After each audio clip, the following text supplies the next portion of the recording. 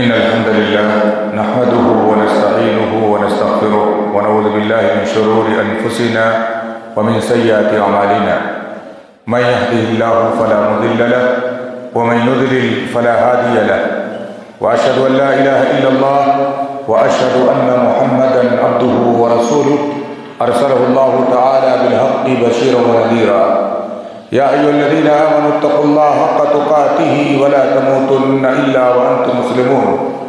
يا أيها الناس اتقوا ربكم الذي خلقكم من نفس واحدة وخلق منها زوجها وبث منهما رجالا كثيرا ونساء، واتقوا الله الذي تساءلون به والأرحام إن الله كان عليكم رقيبا. يا أيها الذين آمنوا اتقوا الله وقولوا قولا سديدا يصلح لكم أعمالكم ويغفر لكم ذنوبكم، ومن يطع الله ورسوله فقد فاز فوزا عظيما.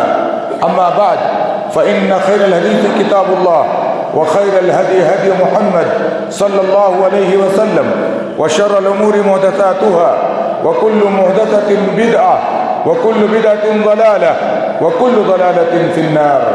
أعوذ بالله السميع العليم من الشيطان الرجيم. بسم الله الرحمن الرحيم.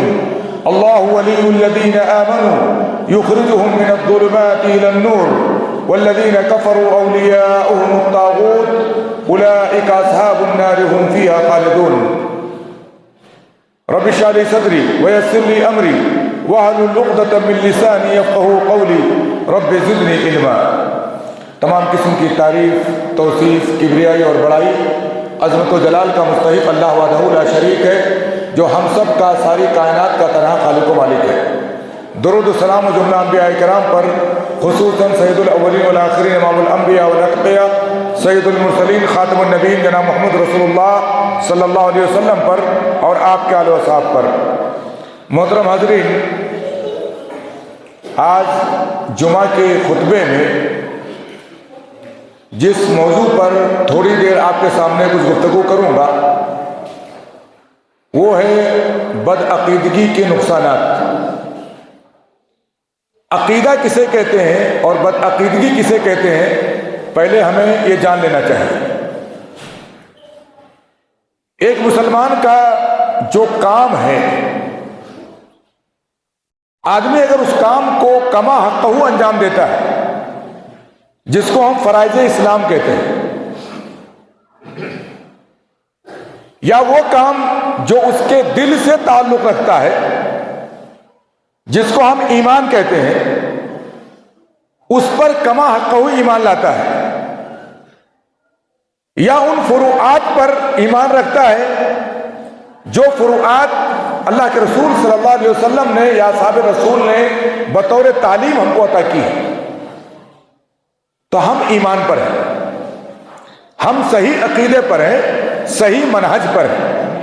اسی کا نام ایمان ہے، اسی کا نام صحیح عقیدہ ہے، اسی کا نام منہج ہے جو ہمیں بتایا جاتا ہے، سکھایا جاتا ہے. اگر ان میں سے کلی طور پر فرق پڑا،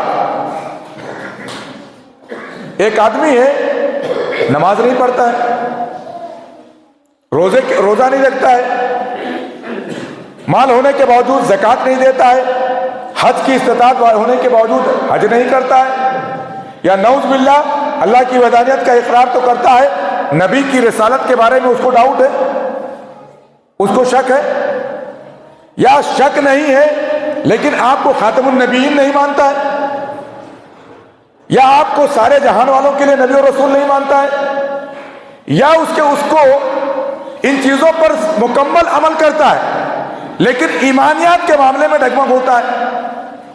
اللہ پر ایمان ہے، رسول پر ایمان ہے، فرشتوں پر ایمان ہے، کتابوں پر ایمان ہے، آخرت کے دن پر ایمان ہے، تقدیر پر ایمان نہیں اس کا، کہتا تقدیر کوئی چیز نہیں، یا کسی ایک شے کا انکار کرتا ہے.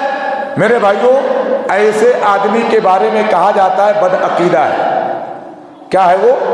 بدعقیدہ ہے. بدعقیدگی کئی طریقے سے آتی ہے. بدعقیدگی کلی انکار سے بھی آتی ہے، بدعقیدگی جزوی انکار سے بھی آتی ہے. بدعقیدگی کی کئی شکلیں ہمارے یہاں ہیں، کئی شکلیں. توحید میں خلل ہوگا، شرک آئے گا، بدعقیدگی آئے گی. اعمال میں خلل آئے گا، سستی پیدا ہوگی، نفاق کی کیفیت ہوگی، بدعقیدگی آئے گی، ایمانیات میں خلل ہوگا، چاہے جزوی خلل ہو میرے بھائیوں، بدعقیدگی آئے گی۔ اور ان سارے خلل سے، چاہے وہ شرک کی شکل میں ہو، چاہے وہ نفاق کی شکل میں ہو، چاہے وہ بدعات اور خرافات کی شکل میں ہو، چاہے وہ جزوی شریعت کے انکار کی شکل میں ہو، جس شکل میں بھی ہو، بدعقیدگی اگر آئی ہمارے پاس تو سمجھ لیجئے ہمارے بقیہ حصوں کو بھی خطرہ ہے، بقیہ اعمال کو بھی خطرہ ہے۔ میں نے آپ کے سامنے سورہ بقرہ کی تیسرے پارے کی آیت الکرسی کے بعد دوسرے نمبر کی آیت ہم نے آپ کے سامنے پیش کی، اس میں اللہ نے ارشاد فرمایا اللہ ولی الذین آمنوا، اللہ اہل ایمان کا ولی ہے، دوست ہے۔ اللہ کون ہے؟ اہل ایمان کا دوست ہے۔ اگر آپ کو ولایت پانا ہے تو ایمان پر آنا ہے۔ کس کی ولایت؟ اللہ کی۔ اللہ کی ولایت پانے کے لیے ہمارے یہاں ولی لوگ کب بنتے ہیں؟ جو مر جاتے ہیں قبروں میں چلے کو بولتے لوگ ولی بن گئے، وہ ولی تھے، زندے پہ نہیں پتا تھا ولی تھے، مرنے کے بعد کیا بن جاتے؟ ولی۔ بھلے وہ زندگی میں چرس اور بھانگ کا نشہ لیتا رہا ہو، مست مولا پڑا رہا ہو، کبھی نہ نماز نہ روزہ نہ ذکر نہ اذکار نہ تلاوت نہ صدقہ نہ خیرات نہ حلال و حرام کی تمیز، کچھ بھی نہیں تھی، مرنے کے بعد چادر ڈال دی اور فوراً کیا بن گیا؟ ولی بن گیا۔ میرے بھائی وہ لوگ ولی نہیں بنتے۔ ولی دو قسم کے ہوتے ہیں، ایک اللہ کے ولی ہوتے ہیں، ایک شیطان کے ولی ہوتے ہیں۔ اللہ کہہ رہا ہے ولایت میری پانا ہے تو کیا کرنا ہے؟ ایمان قبول کرنا ہے۔ ولایت اللہ کی پانا ہے، اللہ کا ولی بننا ہے تو ایمان اور تقوی کے بغیر ممکن ہی نہیں، بغیر ایمان کے بغیر تقوی کے اللہ کی ولایت نہیں ملتی۔ اللہ نے قرآن میں دوسری جگہ کہا ہے ان اولیاءہ الا المتقون، اللہ کے اولیاء اللہ کے متقی بندے ہوتے ہیں۔ ایک جگہ اور اللہ نے کہا الا ان اولیاء اللہ لا خوف علیہم ولا هم يحزنون۔ اتنی آیت پڑھ کر کے لوگوں کو دوسرا مطلب بتایا جاتا ہے کہ قبر والے اللہ کے اولیاء ہیں، ان پر اللہ کسی کا خوف نہیں ہوتا ہے، اللہ کے ہاں قیامت کے دن غمزدہ نہیں ہوں گے، اتنا بتایا جاتا ہے۔ مفہوم تو صحیح بتایا جاتا ہے، ترجمہ صحیح کیا جاتا ہے، مفہوم غلط بتایا جاتا ہے۔ پوری آیات سنیے، اس آیت کو، اس کے بعد کیا آیت؟ الا ان اولیاء اللہ، سن لو جو اللہ کے اولیاء ہیں، اللہ کے دوست ہیں، لا خوف علیہم، دنیا میں ان کے اوپر کسی کا خوف طاری نہیں ہوتا ہے، اللہ کے شیروں کو آتی نہیں ربائی، کسی کا ڈر نہیں ہوتا ہے، کیسے بھی حالات آئے، کیسے بھی دشمن مسلط ہو جائے، کیسے بھی دشمن ان کو ستائے، کیسے بھی کافر ان کے پیچھے پڑ جائے، ان کو ٹینشن نہیں ہوتا ہے۔ ان کو معلوم ہے کہ سپر پاور میرے پاس ہے، اللہ کی طاقت میرے ساتھ ہے، میں اللہ کا دوست ہوں۔ اللہ اپنے دوستوں کو چھوڑتا نہیں، حالات سے نپٹنا جانتے کون؟ مومن بندے، اللہ کے اولیاء۔ اللہ ان اولیاء اللہ، سن لو جو اللہ کے اولیاء ہیں، لا خوف علیہم، دنیا میں ان پر کوئی خوف نہیں ہوتا ہے، ولا هم يحزنون، اور قیامت کے دن بھی کوئی ٹینشن ان کو نہیں ہوگا۔ یہ کون ہے اللہ کے اولیاء؟ اگلی آیت میں اللہ نے کہا اللہ کے اولیاء ہیں کون؟ جو آیت میں نے پڑھی سورہ بقرہ کی، اس کو آپ غور کیجئے گا۔ اللہ ولی الذین آمنوا، اللہ دوست ہے اہل ایمان کا۔ اس آیت کریمہ میں اللہ نے کیا کہا؟ الا ان اولیاء اللہ لا خوف علیہم ولا هم يحزنون، سن لو جو اللہ کے اولیاء ہیں ان کو دنیا میں کوئی خوف نہیں ہوتا ہے، قیامت کے دن غمگین نہیں ہوں گے۔ یہ ہے کون؟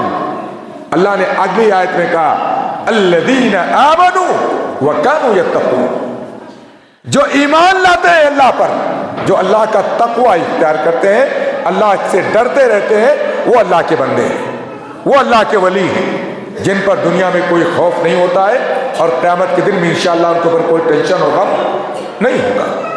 کون ہے؟ اہل ایمان۔ اہل تقویٰ. ان دونوں کے لیے میں نے 2 آیتیں پڑھی آپ کے سامنے. اللہ نے کہا اللہ ولی الذین آمنوا، اللہ دوست ہے. ولی کہا جاتا ہے ایک دم قریبی دوست، جو اپنے مفادات کو جو ہے آپ کے فائدے کے لیے تج دے، ایسے دوست کو ولی کہا جاتا ہے. اللہ دوست ہے، جس کا دوست اللہ بن جائے دنیا میں کوئی اس کا بال بیکار نہیں کر سکتا. اور یہ اللہ کی دوستی کب ملتی ہے؟ ایمان لانے کے بعد. الذین آمنوا، اللہ ولی الذین آمنوا، اللہ دوست ہے اہل ایمان کا. جب دوست ہے اہل ایمان کا اللہ رب العزت، تو دوستی کا فائدہ کیا ملتا ہے؟ یخرجہم من الظلمات الی النور.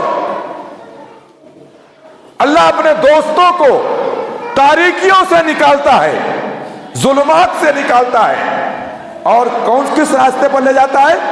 نور کے راستے پر، ہدایت کے راستے پر لے جاتا ہے. یہ فائدہ ہے میرے بھائی. اگر آپ کو حق کی توفیق مل رہی ہے، حق کے متلاشی ہیں آپ، حق کی جستجو آپ کے اندر ہے، تو یہ بھی یقین کر لیجئے کہ رب تعالیٰ کی ولایت آپ کو مل رہی ہے. کیونکہ یہ کام کسی اور کو نصیب نہیں ہوتا ہے کہ ظلمات سے اپنے آپ کو نکالیں، تاریکیوں سے نکالیں اور راہ حق پر اپنے آپ کو ڈال دیں. کن کو نصیب ہوتا ہے؟ جن کو رب اپنا دوست بناتا ہے. یہ نصیبہ انہیں کے حق میں آتا ہے میرے بھائی. اللہ دوست ہے اہل ایمان کا، اور اللہ جب دوستی کرتا ہے تو کیا کرتا ہے؟ یخرجہم من الظلمات. اللہ اپنے دوستوں کو، اہل ایمان کو تاریکیوں سے نکالتا ہے. ظلمات عربی جاننے والے لوگ جانتے ہیں یہ ظلمت کی جمع ہے. کس کی جمع ہے؟ ظلمت کی جمع. تاریکیاں میں ترجمہ کر رہا ہوں، تاریکی نہیں، تاریکیاں. اس سے معلوم ہوتا ہے کہ حق کے علاوہ باطل راستے بہت زیادہ ہیں. باطل راستے بہت ہیں. اللہ کے رسول صلی اللہ علیہ وسلم نے ایک مرتبہ راہ حق کی اور باطل راہوں کی اللہ کے رسول نے مثال دی. آپ نے ایک لکیر کھینچی، سیدھی لکیر لی، بالکل اسٹریٹ میں لکڑی لی، زمین پر آپ نے ایک لکیر کھینچی، اور اس کے دائیں بائیں کئی لکیریں کھینچی. دائیں بائیں اللہ کے رسول نے کئی لکیریں کھینچی، اور آپ نے ارشاد فرمایا وَأَنَّ هَذَا صِرَاطِي مُسْتَقِيمًا، یہی میرا سیدھا راستہ ہے. جو سیدھا راستہ دکھ رہا ہے، سیدھی لکیر دکھ رہی ہے، یہی میرا صراط مستقیم ہے. سیدھا راستہ کون صراط مستقیم؟ جو ہر فاتحہ پڑھتے وقت ہم مانگتے ہیں نماز میں، اہدنا الصراط المستقیم، پروردگار ہمیں سیدھا راستہ دکھا یا سیدھے راستے پر چلا. اہدنا الصراط المستقیم. اللہ کے رسول نے کہا یہ جو میں سیدھی لکیر بنایا ہوں ڈنڈی سے، یہی میرا صراط مستقیم ہے. فاتبعوا، اسی کے پیچھے چلو. ولا تتبعوا السبل، یہ دائیں بائیں جو راستے بنایا ہوں میں، یہ سب الگ الگ راستے ہیں، تم ان کے پیچھے نہ چلنا. نتیجہ کیا ہوگا؟ فتفرق بکم عن سبیلی. یہ جو راستے ہیں، پگڈنڈیاں ہیں دکھ رہی ہیں، یہ میرے راستے سے تم کو جدا کر دے گی، الگ کر دے گی. تو ظلمتیں بہت ہیں میرے بھائیوں. کہیں کفر کی ظلمت ہے، کہیں الحاد کی ظلمت ہے، کہیں نفاق کی ظلمت ہے، کہیں بدعات کی ظلمت ہے، کہیں پر دین اسلام کے نام پر الگ الگ مذاہب کی ظلمت ہے، کہیں الگ الگ ڈگر کی ظلمت ہے. ظلمتیں بہت ہیں. رب کائنات جب مومن سے دوستی کرتا ہے تو ان ساری ظلمتوں سے نکال لیتا ہے اور کس پر چلاتا ہے؟ صراط مستقیم پر گامزن کرتا ہے. یہ فائدہ حاصل ہوتا ہے کس کو؟ راہ حق پر چلنے والے کو، صحیح عقیدے والے کو اللہ کی ولایت ملتی ہے میرے بھائی. اور اگر ہم صحیح راستے پر نہیں ہیں، ایمان پر نہیں ہے میرے بھائی، کفر پر ہے، نفاق پر ہے، الہات پر ہے، بدعات پر ہے، خرافات پر ہے، تو یہ ولایت اللہ کی ہمیں نہیں ملتی۔ بدعقیدہ انسان اللہ کی ولایت سے محروم ہو جاتا ہے، اللہ کی دوستی اس کو نہیں ملتی۔ یہ بدعقیدگی کا سب سے بڑا نقصان ہوتا ہے۔ دوسرا نقصان یہ ہوتا ہے کہ بدعقیدہ انسان اللہ کی دوستی کے بجائے شیطان کی دوستی پاتا ہے۔ کس کا دوست بن جاتا ہے؟ شیطان کا۔ اللہ نے آگے کہا والذین کفروا اولیاؤہم الطاغوت، جنہوں نے کفر کیے ان کے دوست طاغوت ہے، شیطان ہے۔ ان کے دوست کون بن جاتے ہیں؟ طاغوت، شیطان۔ اب یہ کیا کرشمہ دکھاتے ہیں؟ اللہ تو اپنے دوستوں کو کیا کرتا ہے؟ تاریکیوں سے نکالتا ہے اور راہ حق پر گامزن کر دیتا ہے۔ لیکن جب آدمی بدعقیدگی کی وجہ سے، کفر کی وجہ سے، نفاق کی وجہ سے، الہات کی وجہ سے، بدعات کی وجہ سے، خرافات کی وجہ سے، راہ حق کو چھوڑ دینے کی وجہ سے، ہم عام معنی میں کہیں ظلمات پر چلنے کی وجہ سے، پگڈنڈیوں پر چلنے کی وجہ سے شاہراہ اس کو نہیں ملتی، کیا بن جاتا ہے؟ وہ شیطان کا دوست بن جاتا ہے۔ شیطان کرتے کیا ہے؟ یخرجونہم من النور الی الظلمات، یہ شیطان اس کو نور سے نکال لیتے ہیں۔ آپ کے پاس روشنی ہے، آپ کی لائٹ بجھا دیں گے، نہ نماز پڑھنے دیں گے، نہ روزہ رکھنے دیں گے، نہ توحید پر باقی رہنے دیں گے، نہ اتباع سنت پر باقی رہنے دیں گے، مال ہونے کے بعد زکوٰۃ نہیں دینے دیں گے، حج اور عمرہ نہیں کرنے دیں گے، صدقہ و خیرات نہیں کرنے دیں گے، ایمانیات میں خلل ڈالیں گے۔ یہ کیا ان کا کام ہی ہے؟ چراغ بجھانا، کیونکہ چاہتے ہیں جیسے ہم ضلالت میں یہ بھی میرا ساتھی بن جائے، یہ بھی کیا بن جائے؟ میرا ساتھی بن جائے۔ اللہ کہتا ہے والذین کفروا، جنہوں نے کفر کیا، اولیاؤہم الطاغوت، ان کے اولیاء طاغوت ہے، شیطان ہے۔ یہ شیطان کرتے کیا ہے؟ یخرجونہم من النور الی الظلمات، یہ شیطان ان کو روشنی سے نکالتے ہیں اور تاریکیوں میں ڈھکیل دیتے ہیں۔ تیسرا نقصان کیا ہوتا ہے میرے بھائی؟ اولئک اصحاب النار هم فیہا خالدون، آدمی بدعقیدہ بنا جہنم میں ہمیشہ ہمیشہ رہے گا۔ اللہ کہتا اولئک اصحاب النار، یہی لوگ جہنمی ہیں، ہم فیہا خالدون، ہمیشہ ہمیشہ کہاں رہیں گے؟ جہنم میں رہیں گے۔ بدعقیدگی کا نقصان دیکھیں، اللہ کی ولایت سے محرومی، شیطان کی ولایت اس کو ملتی ہے، شیطان کا دوست بن جاتا ہے، اس کا نور چھن جاتا ہے، ظلمات اس کے حصے میں آتی ہے۔ جنت جو ابدی نعمت ہے میرے بھائیوں، وہ اس سے چھن جاتی ہے، جہنم اس کا مقدر بن جاتا ہے۔ یہ بدعقیدگی کا نقصان ہے۔ بدعقیدگی میں اگر شرک آ گیا میرے بھائیوں، اس کے دو بڑے عظیم نقصان ہیں۔ بدعقیدگی میں انسان کے پاس کفر اگر آیا بدعقیدگی میں، ایمانی نصیب نہیں ہوا، تو کافر کا تو کوئی بھی عمل قابل قبول ہے ہی نہیں،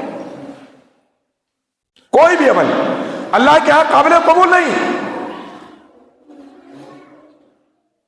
اللہ رب العزت نے ذکر کیا وَقَدِمْنَا إِلَى مَا عَمِلُوا مِنْ عَمَلٍ فَجَعَلْنَاهُ هَبَاءً مَنْثُورًا، جو بھی عمل کافر کرے گا قیامت کے دن اس کے عمل کو ہم راکھ کا ڈھیر بنا دیں گے، بکھری ہوئی راکھ بنا دیں گے۔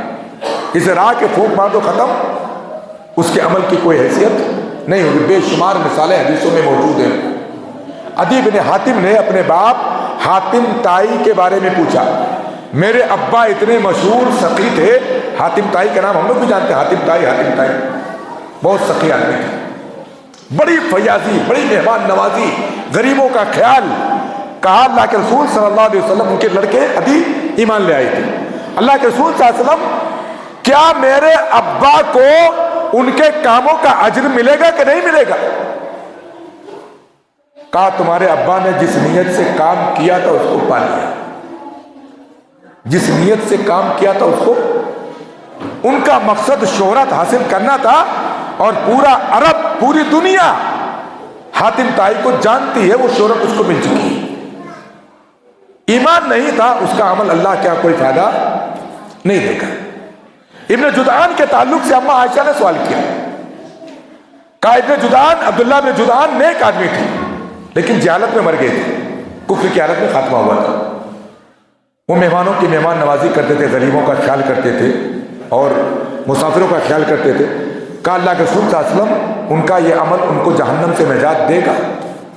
رب کائنات کے رسول نے کہا کہ قطعا نہیں، لأنه لم يقل يوم آمنت بالله واليوم الآخر، کبھی اس نے یہ زبان سے نہیں کہا کہ میں اللہ پر، آخرت کے دن پر ایمان رکھتا ہوں۔ اس کے پاس ایمان تھا ہی نہیں، کفر تھا، کفر پر مر گیا۔ نیک اعمال بھی اس کو جنت میں نہیں پہنچا پائیں گے، جہنم سے نجات نہیں دے پائیں گے۔ یہ تو کفر کی بات ہے۔ میرے بھائیوں، ہمارے یہاں ہم لوگ کلمہ پڑھنے کے باوجود شرک کرتے ہیں، اور ہم غیروں غیروں کی بات نہیں کرتے ہیں۔ ہمارے گاؤں میں دیکھ لیں آپ، کتنی خواتین ملیں گی، کتنے بچے ملیں گے جن کے گلوں میں، جن کے ہاتھوں میں تعویذ بندی ملے گی، دھاگے بندے ہوئے ملیں گے۔ شرم آتی ہے اہل حدیثیت پر، اہل حدیث کہتے ہوئے شرم آتی ہے ایسی توحید پر۔ میرے بھائی، یہ شرک ہمیں کہاں پہنچاتا ہے؟ شرک کرنے والا میرے بھائیوں رب سے اپنا تعلق کاٹ لیتا ہے، کٹی پتنگ ہو جاتا ہے۔ کٹی پتنگ، نہ اس کی ڈور کسی کے ہاتھ میں رہتی ہے اور نہ اس کا سر کسی کے ہاتھ میں رہتا ہے۔ رب کائنات نے سورہ حج کی آیت نمبر 30 میں کہا، وَمَن يُشْرِكْ بِاللَّهِ فَكَأَنَّهُ خَرَّ مِنَ السَّمَاءِ، جو اللہ کے ساتھ شرک کرتا ہے اس کی مثال ایسی ہے آسمان سے گر پڑا ہو، آسمان سے پھینک دیا گیا۔ فَتَخْطَفُهُ الطَّيْرُ أَوْ تَهْوِي بِهِ الرِّيحُ فِي مَكَانٍ سَحِيقٍ، راستے میں یا تو اسے جو ہے ہوائیں، پرندے اچک لیں گے، شکرے ہیں، بڑے بڑے باز ہیں، وہ اچک لیں گے، اس کو نشانہ بنا لیں گے، یا پھر کیا ہوگا، ہوائیں دور دراز مقام پر لے جا کر کے اس کا ستیہ ناش کر دیں گے، اس کو پٹک دیں گے۔ مشرک ایسے رہتا ہے۔ مومن کا معاملہ کیا رہتا ہے؟ مومن کلمہ طیبہ کا پابند رہتا ہے، اور کلمہ طیبہ کے بارے میں اللہ رب العزت نے کیا کہا؟ اصلها ثابت وفرعها فی السماء۔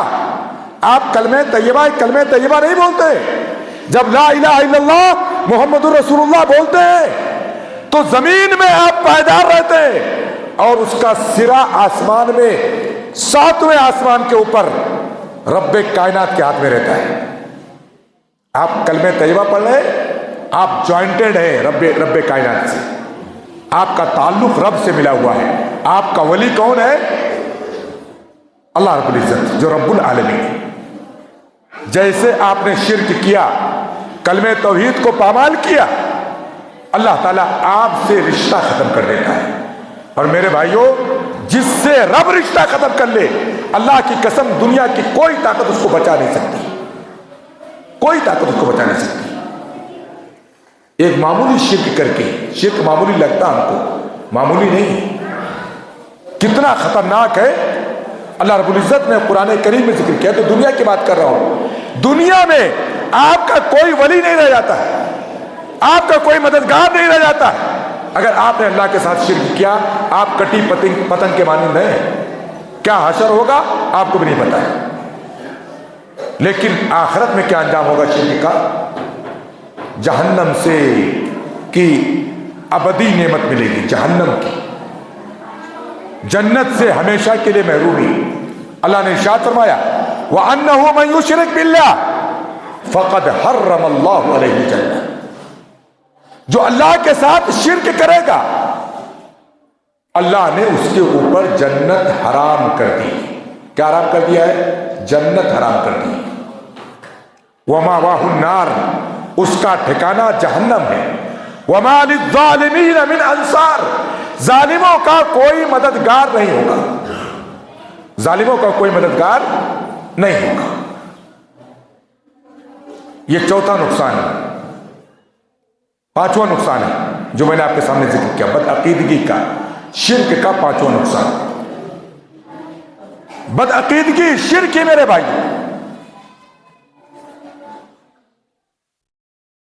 ایسا عمل ہے کہ انسان اس سے بے صبرہ بن جاتا ہے.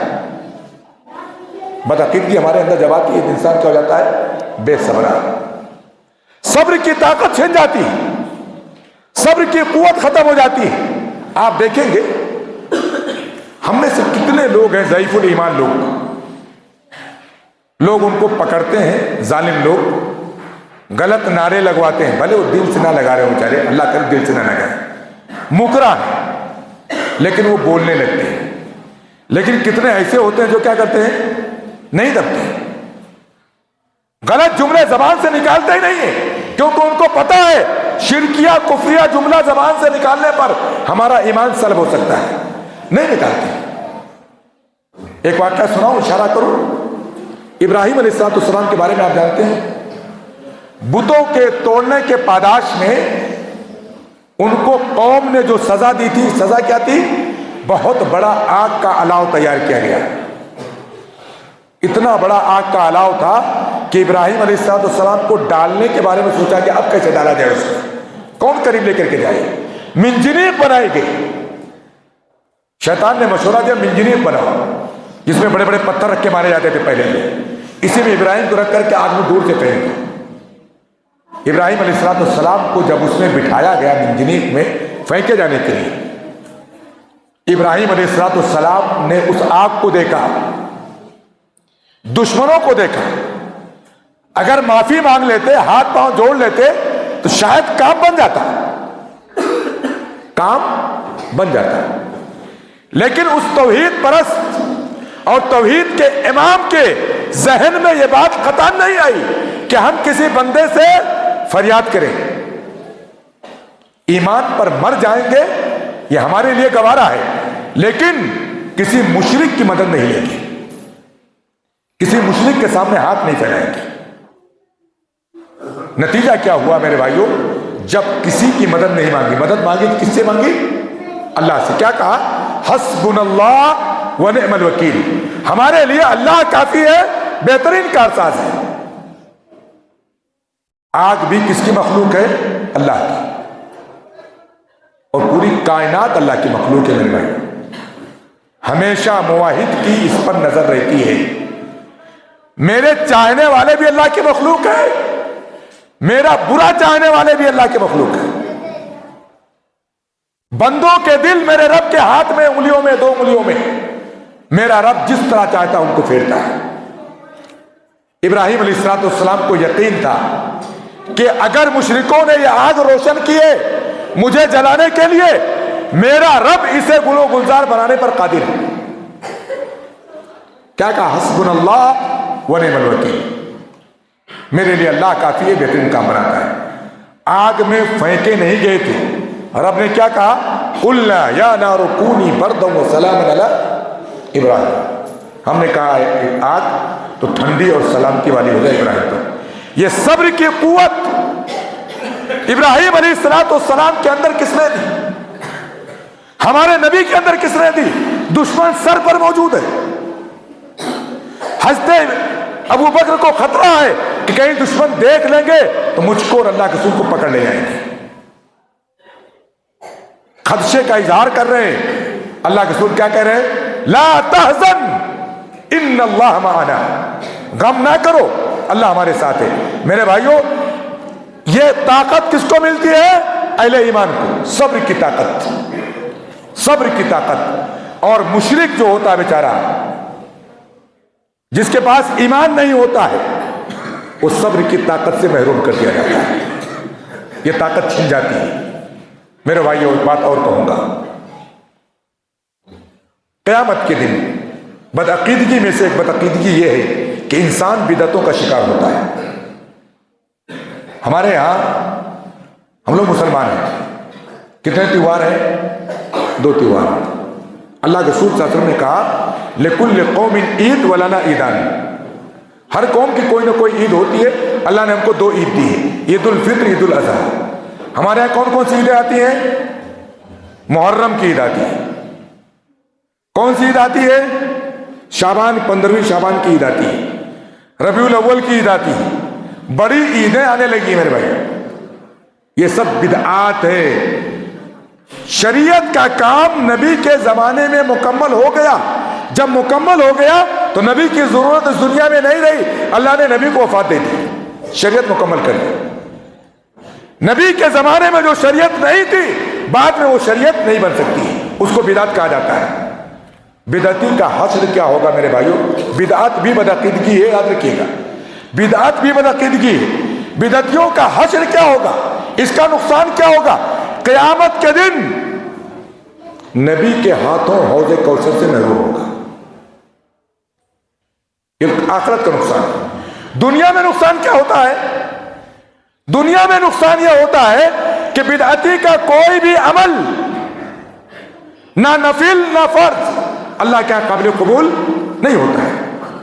حضرت عمر رضی اللہ تعالیٰ عنہ کے زمانے میں کچھ لوگ بصرہ سے آئے، آ کر کے کہنے لگے ہماری طرف کچھ لوگ ظاہر ہوئے ہیں جو قدر کا، تقدیر کا انکار کرتے ہیں۔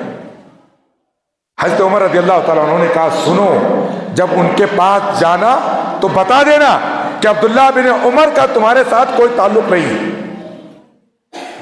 یہ بتا دینا کہ ان اللہ لا يقبل منهم صرفا ولا عدلا حتى يؤمنوا بالقدر، اللہ ان کی کوئی فرض عبادت، کوئی نفل عبادت قبول ہی نہیں کرے گا یہاں تک کہ وہ تقدیر پر ایمان لے آئے۔ کس پر ایمان لے آئے؟ تقدیر پر۔ میرے بھائیوں، بدعت کرنے سے پہلے 1000 بار سوچئے۔ آپ ایک بدعت انجام دے رہے ہیں، اللہ آپ کے فرائض کو بھی ضائع کر دے گا، نوافل کو بھی ضائع کر دے گا۔ قیامت کے دن ایسے لوگ حوض کوثر سے، اللہ کے نبی صلی اللہ علیہ وسلم کے پاس سے، صحیح بخاری صحیح مسلم کی روایت ہے، حوض کوثر سے کتے کی طرح دھتکارے جائیں گے۔ اللہ کے رسول صلی اللہ علیہ وسلم کے پاس کچھ لوگ آئیں گے، حوض کوثر کے پاس اچانک آڑ کر دیا جائے گا۔ اللہ کے رسول کو پہچان رہے ہوں گے، میرے امتی، آڑ کر دیا جائے گا۔ اللہ کے رسول کہیں گے دون ہوں امتی امتی، انہیں چھوڑو، انہیں میرے پاس آنے دو، یہ میری امت کے لوگ ہیں، میری امت کے لوگ ہیں۔ نبی ان کو لپکیں گے کہ لے لوں، ان کو حوض کوثر سے سیراب کر دو۔ کہا جائے گا یا محمد لا تدری ما احدثوا بعدک، اے محمد صلی اللہ علیہ وسلم آپ کو پتا نہیں آپ کے بعد ان لوگوں نے کیا بدعتیں ایجاد کی ہے، آپ کو خبر نہیں ہے، یہ بدعتی لوگ ہیں۔ فاقول، اللہ کے نبی صلی اللہ علیہ وسلم کہتے ہیں میں ایسے لوگوں کے بارے میں کہوں گا سحقن سحقن لمن غیر بعدی، جس نے میرے دین میں میرے بعد تبدیلی کی اس کو بھگاؤ یہاں سے، اسے دھتکارو یہاں سے۔ اللہ کے نبی صلی اللہ علیہ وسلم کے ہاتھوں ایسے لوگ حوض کوثر سے کیا ہے؟ محروم ہوں گے۔ میرے بھائیوں، یہ نقصان ہے بدعقیدگی کی، چند نقصانات تھے جو میں نے آپ کے سامنے پیش کیے۔ اگر ہمارے پاس توحید ہے، ایمان ہے، اللہ سے قربت ہے اور اللہ کے نبی کے دین پر صحیح طور پر ہم گامزن ہیں، تو یاد رکھیے توحید کی برکت اتنی بڑی برکت ہے کہ اگر ہمارے ساتھ ہم کچھ گناہ کر جاتے ہیں، توحید کی برکت کی وجہ سے اللہ تعالیٰ کیا کرے گا؟ ہمارے گناہوں کو مغفرت سے بخش دے گا۔ اللہ کے رسول صلی اللہ علیہ وسلم کی حدیث بیان کر کے بات کو ختم کروں گا۔ اللہ کے رسول صلی اللہ علیہ وسلم نے ارشاد فرمایا، اللہ تعالیٰ کہتا ہے یا ابن آدم، یا ابن، حدیث قدسی ہے، اے بنو آدم لو اتیتنی بقراب الارض خطایا، اگر تو میرے پاس زمین بھر کی غلطیاں لے کر کے آئے، ثم لقیتنی لا تشرک بی شیئا، پھر تیری مجھ سے ملاقات اس حالت میں ہو کہ تو نے میرے ساتھ کسی کو شریک نہیں کیا تھا، تو مشرک نہیں تھا، یہ میں فخر کر سکوں، لقیتها بقرابها مغفرۃ، اللہ کہتا ہے میں تمہیں تمہاری غلطیوں بھر کے بدلے، اتنی بڑی زمین و آسمان کی خطاؤں کے بدلے میں مغفرت کے ساتھ تم سے ملاقات کروں گا، تمہارے گناہوں کو میں بخش دوں گا۔ میرے بھائیوں، اپنے آپ کو اسلام پر رکھیے، ایمان پر رکھیے، اپنے عمل کو اصلاح کیجیے اور توحید پر قائم رہیے، شرک سے اپنے آپ کو دور رکھیے، سنتوں پر قائم رہیے، بدعات سے اپنے آپ کو بچا کر کے رکھیے۔ اللہ رب العزت سے دعا ہے رب کریم ہمیں جب تک زندہ رکھے اسلام پر قائم دائم رکھے، جب خاتمہ ہو ایمان اسلام پر ہو۔ وصلی اللہ علیہ نبینا محمد وعلی آلہ وصحبہ وسلم۔